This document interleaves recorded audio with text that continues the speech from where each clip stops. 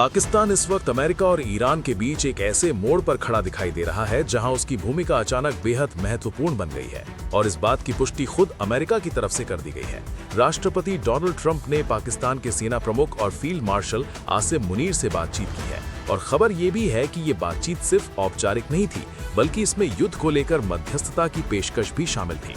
Financial times की report इस पूरे घटनाक्रम को एक नया मोड़ देती है, जहां ये बताया गया कि पाकिस्तान ने खुद आगे बढ़कर इस टकराव को कम करने की कोशिश की है और यही वो बिंदु है जहां से पूरी कहानी बदलती हुई नजर आती है, क्योंकि अब सवाल सिर्फ ये नहीं है कि कौन युद्ध कर रहा है, बल्कि ये है कि कौन उसे रोकने की स्थिति में है। और इस सवाल में अचानक पाकिस्तान का नाम सबसे ऊपर आ गया है, जबकि भारत कहीं दिखाई नहीं देता।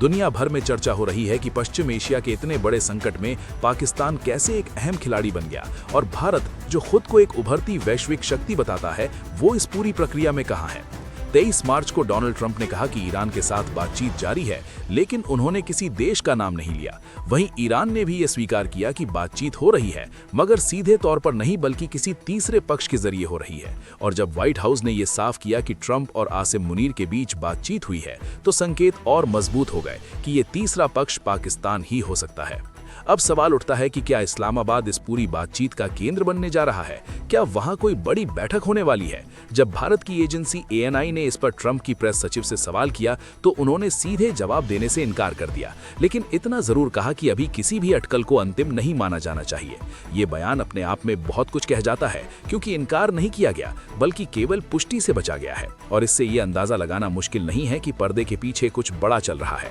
रॉयटर्स की रिपोर्ट ने भी इस संभावना को और मजबूत किया, जिसमें कहा गया कि इसी हफ्ते इस्लामाबाद में एक अहम बैठक हो सकती है, जिसमें अमेरिका के बड़े अधिकारी शामिल हो सकते हैं और संभव है कि ईरान के प्रतिनिधि भी वहां पहुंचे। अगर ऐसा होता है तो ये सिर्फ एक बैठक नहीं होगी, बल्कि ये उस नए कूटनीतिक समीकरण का संकेत होगा जिसमें पाकिस्तान केंद्र में होगा। और यही वो बात है जो भारत के लिए सबसे ज्यादा चौंकाने वाली है, क्योंकि अब तक की सोच यही रही है कि इस क्षेत्र में भारत का प्रभाव बढ़ रहा है, लेकिन इस पूरे घटनाक्रम ने उस धारणा को चुनौती दी है। अब अमेरिका की रणनीति भी साफ नजर आने लगी है, क्योंकि उसने तुर्की और मिस्र जैसे देशों के नाम सामने आने के बावजूद पाकिस्तान को प्राथमिकता दी और इसके पीछे कई कारण बताए जा रहे हैं, जिनमें सबसे बड़ा कारण सऊदी अरब की भूमिका मानी जा रही है। कहा जा रहा है कि सऊदी अरब नहीं चाहता कि तुर्की को इस स्तर पर मंच मिले, क्योंकि तुर्की खुद एक मजबूत सुन्नी शक्ति है और क्षेत्रीय प्रभाव की दौड़ में सऊदी अरब के लिए चुनौती बन सकता है। ऐसे में पाकिस्तान को आगे करना एक रणनीतिक फैसला हो सकता है। दूसरी तरफ एर्दोआन ने संसद में शिया और सुन्नी एकता की बात कही थी, लेकिन इसके बावजूद तुर्की को इस बार पीछे कर दिया गया और पाकिस्तान को आगे लाया गया। इससे ये भी साफ होता है कि इस पूरे खेल में सिर्फ युद्ध नहीं, बल्कि ताकत और प्रभाव की राजनीति भी चल रही है। और अमेरिका ने इस बार जिस तरह पाकिस्तान को आगे किया है, उसने ये दिखा दिया है कि वो किसके साथ खड़ा है और किसे किनारे कर रहा है। अब यहाँ सबसे बड़ा सवाल भारत को लेकर उठता है, क्योंकि भारत में लगातार ये कहा जा रहा था कि प्रधानमंत्री नरेंद्र मोदी ही ऐसे नेता हैं जो इस तरह के युद्ध को रोक सकते हैं। टीवी चैनलों पर बहस हो रही थी कि क्या भारत दुनिया को शांति का रास्ता दिखाएगा, लेकिन जब असली मौका आया तो तस्वीर कुछ और ही निकली, क्योंकि शांति का संदेश देने के लिए सबसे जरूरी होता है कि आप स्पष्ट रूप से आक्रामक पक्ष की निंदा करें। और यही वो जगह है जहां भारत की भूमिका सवालों के घेरे में आ जाती है, क्योंकि अब तक भारत ने खुलकर किसी का नाम लेकर निंदा नहीं की और यही कारण है कि उसकी नैतिक स्थिति कमजोर पड़ती हुई नजर आती है। फिनलैंड के राष्ट्रपति ने भी ये कहा कि वो सोच रहे हैं कि कौन इस युद्ध को रोक सकता है, यूरोप या भारत, लेकिन अंत में जो नाम सामने आया वो पाकिस्तान का था।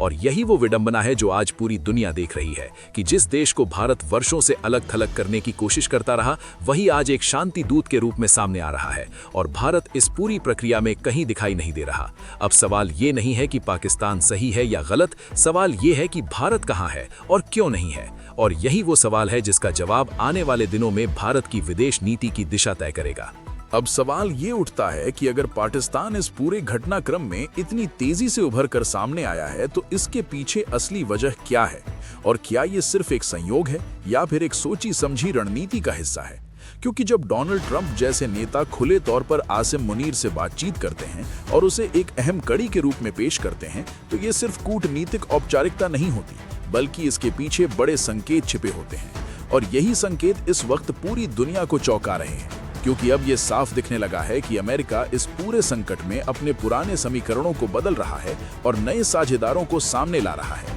जिसमें पाकिस्तान का नाम सबसे प्रमुख हो गया है।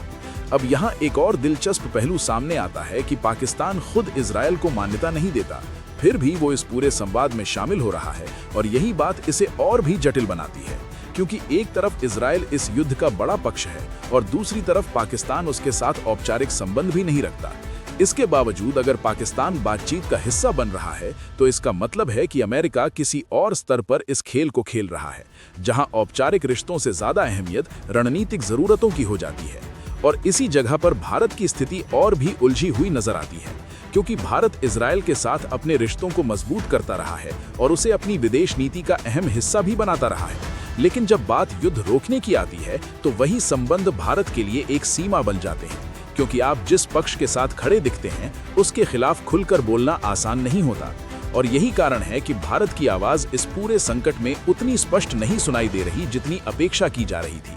अब अगर हम बेंजामिन नेतन्याहू के बयान को देखें तो उन्होंने साफ कहा कि युद्ध कब खत्म होगा ये इजरायल की सेना तय करेगी, यानी कि अमेरिका भी इस फैसले में पूरी तरह स्वतंत्र नहीं है। और इसका मतलब ये है कि जो भी मध्यस्थता हो रही है उसमें कई स्तरों पर शक्ति संतुलन का खेल चल रहा है। ऐसे में पाकिस्तान की भूमिका एक पुल की तरह बनती दिख रही है, जो अलग अलग पक्षों को जोड़ने की कोशिश कर रहा है। लेकिन क्या ये भूमिका सच में निष्पक्ष है, ये एक बड़ा सवाल है, क्योंकि पाकिस्तान ने ईरान पर हुए हमले की निंदा की और वहां की संसद में श्रद्धांजलि भी दी गई, जिसके बाद ईरान की तरफ से भी पाकिस्तान के लिए सकारात्मक संकेत आए और यहां तक कि ईरान के विदेश मंत्री ने उर्दू में ट्वीट कर धन्यवाद कहा। ये सब दिखाता है कि पाकिस्तान पूरी तरह न्यूट्रल नहीं है, लेकिन इसके बावजूद अगर उसे इस प्रक्रिया में जगह मिल रही है तो इसका मतलब है कि अमेरिका और उसके सहयोगी देश इस समय व्यवहारिक राजनीति को प्राथमिकता दे रहे हैं, जहां आदर्शों से ज्यादा परिणाम मायने रखते हैं। और यही वो बिंदु है जहां भारत की कूटनीति पर सवाल खड़े होते हैं, क्योंकि भारत हमेशा नियम आधारित व्यवस्था और संतुलित रुख की बात करता रहा है, लेकिन जब इस सिद्धांत को जमीन पर लागू करने का समय आया तो उसकी भूमिका उतनी प्रभावी नजर नहीं आई जितनी उम्मीद थी।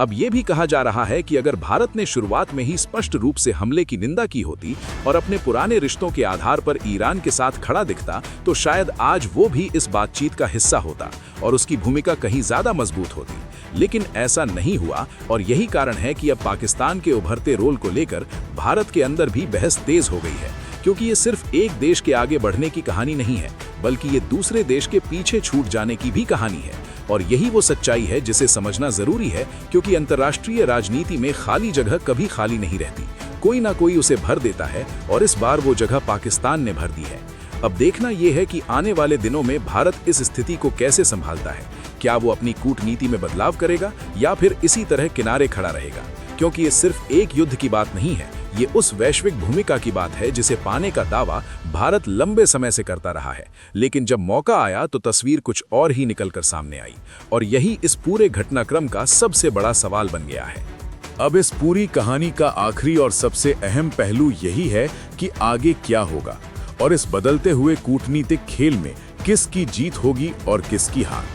क्योंकि अब तक जो तस्वीर सामने आई है उसमें पाकिस्तान एक ऐसे खिलाड़ी के रूप में उभरता दिख रहा है जिसे शायद खुद भी इतनी बड़ी भूमिका मिलने की उम्मीद नहीं रही होगी, लेकिन हालात ने उसे उस जगह पर ला खड़ा किया है जहां से वो सीधे यूनाइटेड स्टेट्स और ईरान के बीच संवाद की कड़ी बन गया है।